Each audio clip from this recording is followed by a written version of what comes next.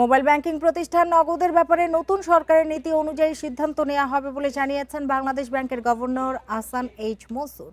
মঙ্গলবার গভর্নরের সাথে বৈঠক শেষে জামায়াতে ইসলামী সংসদ সদস্য মীর আহমেদ বিন কাশেম আরমান বলেন, বিদেশি বিনিয়োগকারীর প্রতিনিধি হিসেবে গভর্নরের সাথে যোগাযোগ করা হয়েছে। মোবাইল আর্থিক সেবাদাতা প্রতিষ্ঠান নগদে বেসরকারি বিনিয়োগের সুযোগ দেওয়ার পরিকল্পনা নিয়েছিল অন্তর্বর্তী সরকার। গত ৮ ফেব্রুয়ারি বাংলাদেশ ব্যাংকের গভর্নরের কাছে জামাত ইসলামী সংসদ সদস্য মীর আহমদ বিন কাশেম আরমানের লেখা চিঠিতে বিদেশি বিনিয়োগকারীদের জন্য নিরীক্ষা পরিচালনার অনুমতি চেয়ে অনুরোধ করা হয়।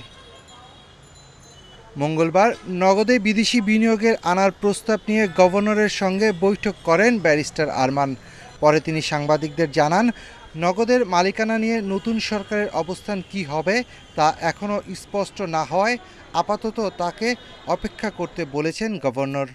নগদের ব্যাপারে নতুন সরকারের নীতি কী হবে সেটা এখনও সিদ্ধান্ত হয়নি।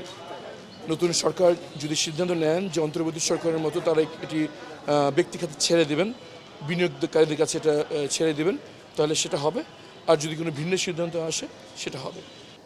আমরা কিছুদিন অপেক্ষা করি, দেখি যে রাষ্ট্রের কোনো কনসার্ন মিনিস্ট্রি থেকে এই ব্যাপারে কোনো নির্দেশনা আসে কিনা। তাদের মনোভাব বোঝা গেলে বাংলাদেশ ব্যাংক সে অনুসারে পরবর্তী পদক্ষেপ গ্রহণ করবে। তবে যেই পদক্ষেপই গ্রহণ করা হোক সেটা অবশ্যই আইনের সাথে।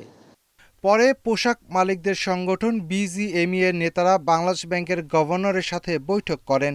এ সময় শ্রমিকদের 2 মাসের বেতনের সমপরিমাণ 14,000 কোটি টাকা সহজ শর্তে ঋণসহ সরকারের কাছে প্রণোদনা চান তারা। 2 মাসের একটা সফট লোন চেয়েছে, যাতে শ্রমিক কর্মচারীদের বেতন দিতে গার্মেন্টস ইন্ডাস্ট্রির অসুবিধা না হয়। কারণ আপনারা জানেন যে সবগুলো ফ্যাক্টরি কিন্তু ইনসেন্টিভ পায় না। কিছু ফ্যাক্টরি আছে যে ওভেন ফ্যাক্টরি আর সোয়েটার ফ্যাক্টরি, এরা কিন্তু ইনসেন্টিভ খুব কম পায়। বিজিএমই নেতাদের দাবি, গেল 1.5 বছর ধরে রাজনৈতিক অস্থিরতার কারণে ব্যবসা করতে পারেননি তারা। এর জন্য প্রয়োজনীয় নীতি সহায়তার দাবি তাদের। Shafil Alam Sujon, Independent News, Dhaka.